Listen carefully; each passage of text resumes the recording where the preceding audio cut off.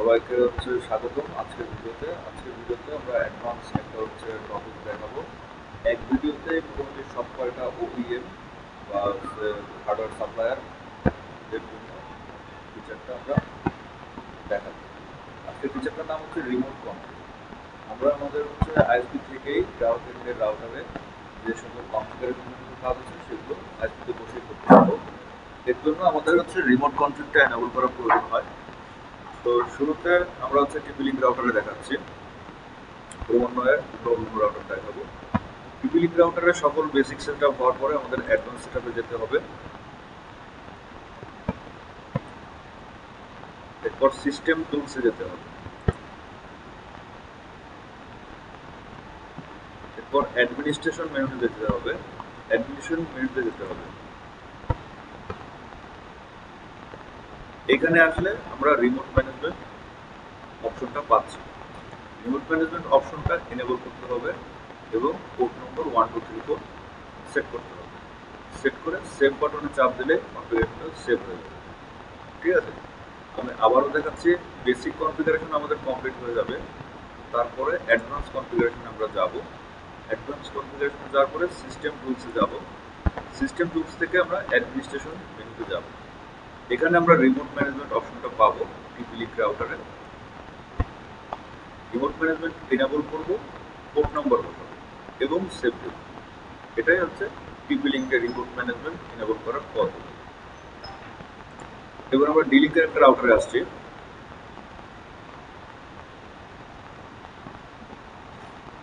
যাবতীয় basic configuration শেষ হওয়ার পরে আমরা ফাংশনসে যাব,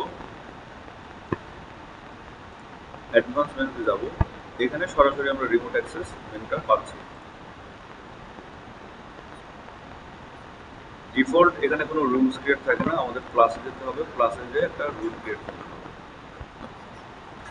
open access from external host select করতে হবে। পোর্ট নম্বরটা আমাদের যে প্রয়োজনীয় পোর্ট আছে সেই পোর্ট নম্বরে আমরা পোর্ট নম্বরটা বসাবো এবং সেভ বাটন চাপ দেব। সেভ বাটন চাপ দিলে এরকম একটা এন্ট্রি তৈরি হবে এবং রিমোট ম্যানেজমেন্ট অন হবে। আবারও দেখাচ্ছি। ডি-লিঙ্ক রাউটারে বেসিক সেটআপ কমপ্লিট হওয়ার পরে আমরা ফাংশনস মেনুতে যাব, সেখান থেকে অ্যাডভান্স মেনুতে যাব এবং সেখান থেকে রিমোট অ্যাক্সেসে যাব। এটাতে রিমোট অ্যাক্সেস অন করা আছে। যখন রিমোট অ্যাক্সেস অন করা থাকবে না তখন এখানে লিস্টে কোনো রুল থাকবে না। আমরা একটা নতুন রুলস ক্রিয়েট করব। Open access from external host এই সুইচটা অন করব। আমাদের যে প্রয়োজনীয় পোর্ট সেই পোর্ট নম্বর লিখব এবং সেভ চাপ দেব। এরপরে আমরা আসছি আসুসের রাউটারে।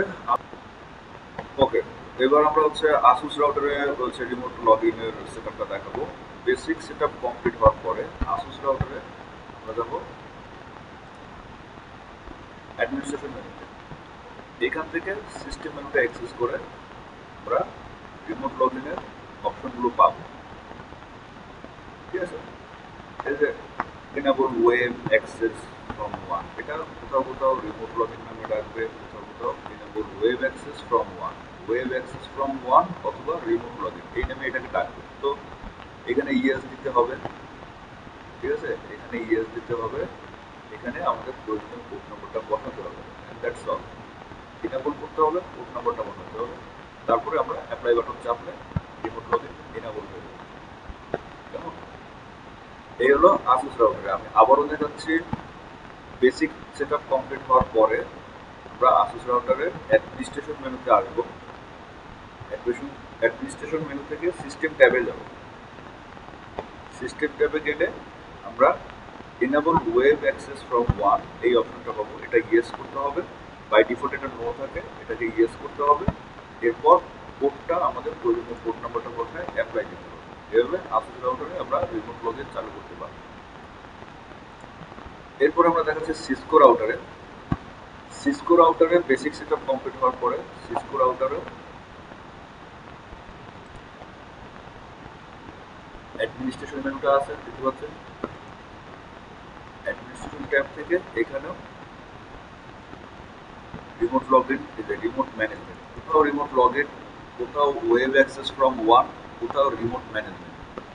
ঠিক আছে, এভাবে এই ফিচারটাকে নামকরণ করা হয়েছে। তো সিসকো রাউটারে আছে রিমোট ম্যানেজমেন্ট, এখানেও এনেবল ক্লিক করতে হবে। এখানেও আমাদের প্রয়োজনীয় পোর্ট নাম্বারটা বানাতে হবে। দুটো মাত্র সেটিং, এই দুটো সেটিং এর মাধ্যমে আমরা রিমোট লগইন অন করতে পারবো অলমোস্ট অল রাউটারে। তো রিমোট ম্যানেজমেন্ট এনেবল করতে হবে, প্রয়োজনীয় পোর্ট নাম্বার দিতে হবে এবং সেভ সেটিংসে ক্লিক করতে হবে। এভাবে আমরা সিসকো রাউটারে রিমোট ম্যানেজমেন্ট অন করতে পারবো। এবার আসি টেন্ডার রাউটারে। টেন্ডার রাউটারেও আমরা দেখতে পাচ্ছি বেসিক সেটআপ এই রাউটারে কমপ্লিট আছে। আমরা একটা অ্যাডমিনিস্ট্রেশন মেনু পাচ্ছি।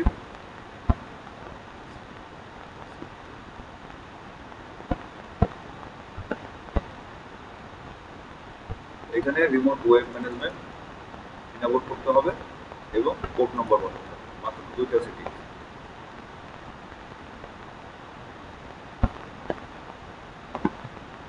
এখানে পাসওয়ার্ড বসাতে হবে।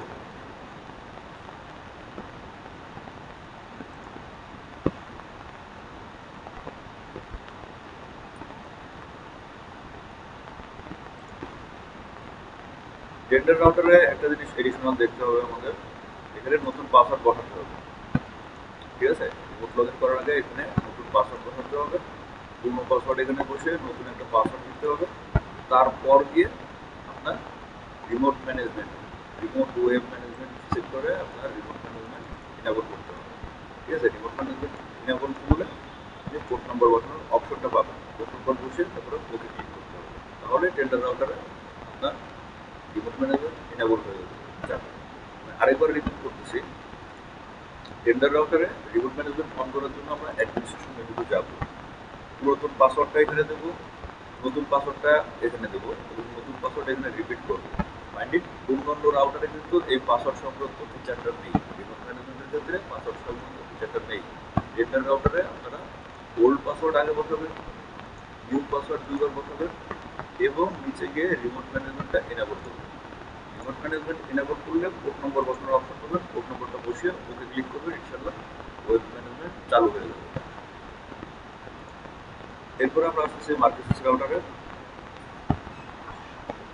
মার্কেসিস রাউটারও আপনার বেসিক সেটআপ দেওয়ার পরে অ্যাডভান্স মেনুতে আমরা যাব। অ্যাডভান্স মেনু থেকে সিস্টেম ফিচারে যাব, সিস্টেম ফিচার থেকে অ্যাডমিনিস্ট্রেশন ফিচারে যাব। এখান থেকে আমরা রিমোট ম্যানেজমেন্ট অপশনটা পাবো। এখানেও রিমোট ম্যানেজমেন্ট এনেবল করতে হবে আপনাকে এবং প্রয়োজনীয় পোর্ট নম্বরটা দিতে হবে এবং শেষে গিয়ে সেভ বাটন চাপতে হবে।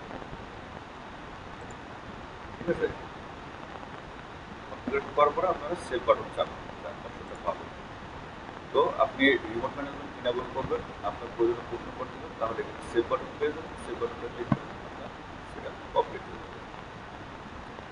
আবারও দেখাচ্ছি, মার্কেসিস রাউটারের ক্ষেত্রে আমরা প্রথমে অ্যাডভান্স মেনুতে যাব, সেখান থেকে আমরা সিস্টেম মেনুতে যাব, সেখান থেকে আমরা অ্যাডমিনিস্ট্রেশন মেনুতে যাব।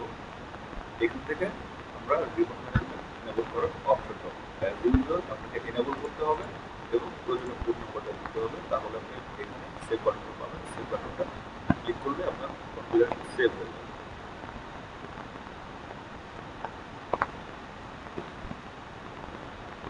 তো সর্বশেষ আমরা আছি ভিসল রাউটারে।